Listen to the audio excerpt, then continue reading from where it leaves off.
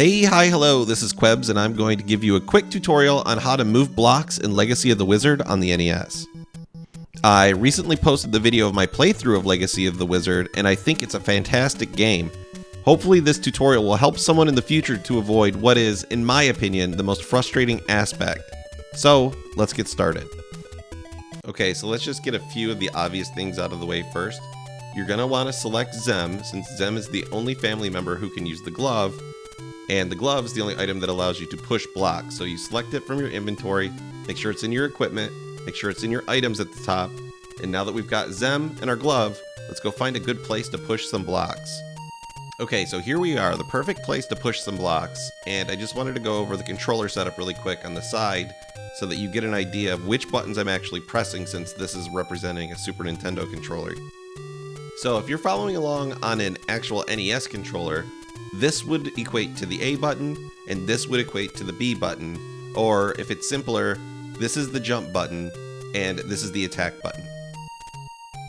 With that explanation out of the way, I'm here with the block, I'm running into it, and it's not going anywhere. I'm jumping all over this thing, and it's not moving at all. Well, what's the problem? Okay, the problem is I don't actually have the glove selected in my item, so we gotta select the glove. To select the glove, we need to hit the select button, navigate the cursor over to the glove, and then press the jump button. So as you can see here, I'm pushing on it and still it's not working. What's the deal? You have to activate the glove. So you'll see, hit the jump button and I press over and the block moves. So let's take a look at that again in slow motion to see exactly what inputs I pressed. So I activate the glove by pressing the jump button, which also makes me jump. And since I don't want to actually land on the block, I press to the right afterwards and the block moves to the right. Since I've released the jump button, in order to move this block to the right again, I have to activate the glove and then press to the right. This time when I push the block, I don't release the jump button, which means my glove is still active. And I can move the block repeatedly by just bumping into it while continuing to hold the jump button. And those are the basics of how to move a block horizontally, but let's try to move this block diagonally up and to the right. First of all, areas 1, 2, and 3 need to be clear of any obstacles before you can move this block up and to the right. Secondly, you want to be sure that you're holding up and to the right on the D-pad before you activate the glove with the jump button. So one more time in super slow-mo, I hold up and to the right on the D-pad, and then I activate the glove with the jump button, and the block moves diagonally up and to the right. At this point, I'd like to take a minute to just point out that sometimes you don't want to move the blocks all over the place like I did in my Legacy of the Wizard playthrough. Get out of here! What am I doing right now? They just kind of go wherever they want to. The best way to deal with that issue is just unequip the glove.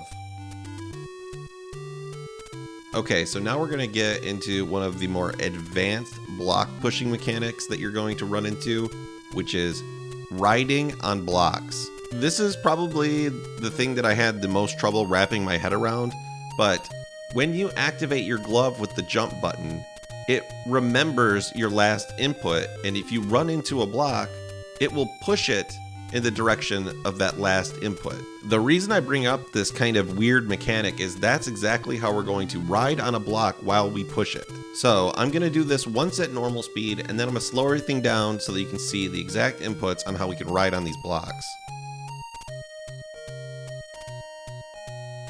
First of all, you'll notice that I inch over to the right of the block. That's because I want to still be on the block when it moves to the right after we perform our whole maneuver here. Note the input on the D-pad. This is my last input on the D-pad prior to activating the glove. This is the input that is going to be used to move the block after I activate the glove. And that's the really critical part that you'll need to wrap your head around. When you activate the glove, the direction that the block will move is based on the last input on your D-pad prior to touching the block.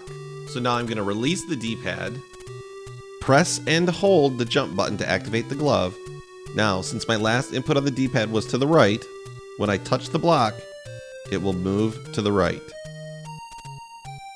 And boom, there you go. You can ride on blocks. You can do this to the right. You can do this to the left. You can do this in any direction aside from towards yourself. So you'll notice here that I'm going to try to do this down. So I press down. I'll let go of it. Jump. And then boom, the block goes down.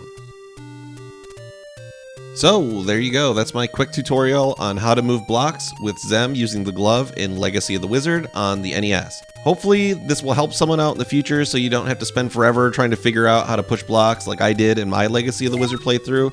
But I'll see ya and have fun playing Legacy of the Wizard.